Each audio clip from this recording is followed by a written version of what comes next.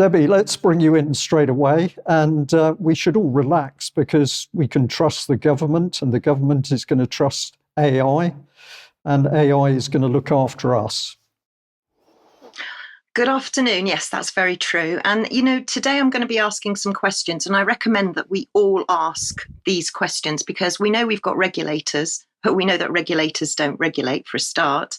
But nobody can even determine the definition of artificial intelligence yet. So if we can't even define it, we can't regulate it. So basically, it's a free-for-all.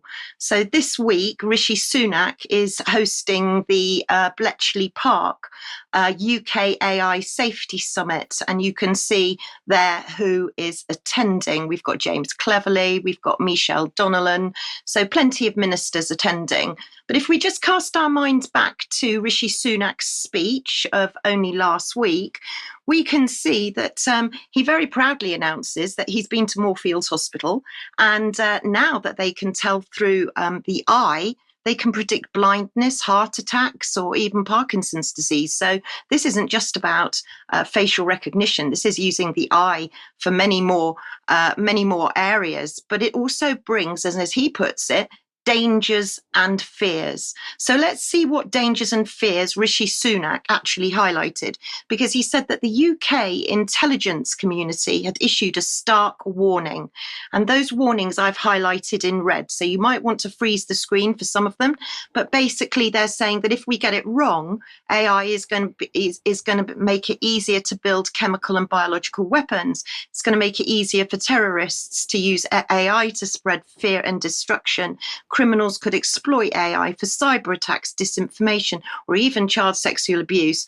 And it says that humanity could lose control of AI completely. It's a super intelligence. And although he doesn't wish to be an alarmist, he's clearly putting out all these warnings, and he's invited China to attend the summit. So that's created quite a bit of division within our political establishment. But who else is going to the summit? And we can see that Elon Musk has been invited. And I think Rishi Sunak's very, very pleased that he's managed to book Elon Musk for this. But let's see who isn't coming to the summit. So Joe Biden apparently is trying to beat Rishi to it. He wants to talk about AI safety and he wants to talk about AI surveillance. But he's going to send Kamala Harris anyway. But I watched the entire session of, honestly, it was grueling, the governance of artificial intelligence on the select committee, because I wanted to know who else was going to go to this summit, because it's all to do with safety. And if we skip on to the next slide, you'll see that the people that were invited to give evidence were Dame Melanie Dawes, Chief Executive of Ofcom. We've got Will Hayter, Digital Markets Unit, Competitions Market Authority, John Edwards, the Information Commissioner Officer, Kate Jones, Digital Regulation Cooperation Forum. So we've got 4 regulators giving evidence at the talking about safety and regulation of AI. So when they were asked in the inquiry, were they going to be attending the summit? The answer was unanimous. And I just snipped a little bit of the transcripts. I would advise anybody, if you've got the stomach, to go and listen to that 2 hours inquiry. It talks a lot about the online safety bill, a lot of what Mike Robinson's been talking about. And there is a transcript available for it if you need it. So they're not going to go. They're not going to go to the summit. Clearly, there's no regulation, but how can we see AI play out in our everyday lives? So I went to the Department of Health and Social Care and I looked up to see what they were doing with AI, and they seem to be wanting to speed up lung cancer diagnoses. So 21 million is being allocated to 64 trusts. Is your trust included? Here is a couple of screenshots just to show you the trusts that are included. Now, freeze the screen and you can see whether yours is included. And there's a next screenshot as well of a few more trusts that are involved in this. And also you'll see mention of the MHRA, and they're going to be in a partnership with governments and regulators, and they're going to be involved in the whole advancement of AI to make sure that we get things we get things first.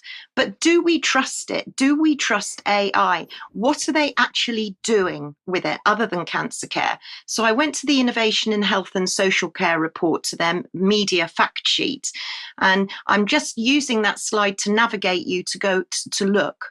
Because if you go further into that, you can see that they bring out a blog, and on their blog, they're showing where they're spending this £21 million. So how are they using it? It's not just cancer. Let's look at a few of the applications that they're using it for today. So this is Brainomics, which analyzes brain scans of people who have had strokes. So this is all about prediction. This is all about the interpretation of scans. However, are they the right interpretations? There's also one called Carrie, which is heart AI, heart scanning. Now, this is going to be giving a risk of, are you likely to have a heart attack within the next 8 years? Well, are you going to trust AI to tell you that? There's also another one, Project Osiris, which is talking about AI being used in radiotherapy, and also glucose monitors. Now, again, are we going to trust the AI? Who is programming this AI? We're even talking about arm monitors and glucose monitoring. And the next one is SHREWD, which stands for Single Health Resilience Early Warning Database. And this is tracking patients across a hospital. Well, I would say actually it means spying. And it doesn't stop there, because AI, and this next paper was back in 2018, but this is asking how AI can improve end-of-life care. And there's this paper and there's a following paper that people can go look at, because it looks as though we could be looking into, are we over-treating people? And there was a recent study from the Karolinska Institute in Sweden, and I haven't put a screenshot of that up, but I'd advise anybody to go and look at it. Are we over-treating people? How do we get sick? When do we get sick? How badly sick do we get? How bad does it get before AI predicts our end-of-life care path? A lot of questions there, a lot of debate. Be very interested in everybody's views and thoughts. Debbie, thank you very much for that huge number of questions. And I feel that the acronyms that they're using particularly creepy. I don't get a sense that this is about people using real human skills to help their fellow human being. There's something much darker on the move. Now, of course, we've seen terrible things happening with people in the care system as it exists, never mind that we get AI coming in. Let's bring our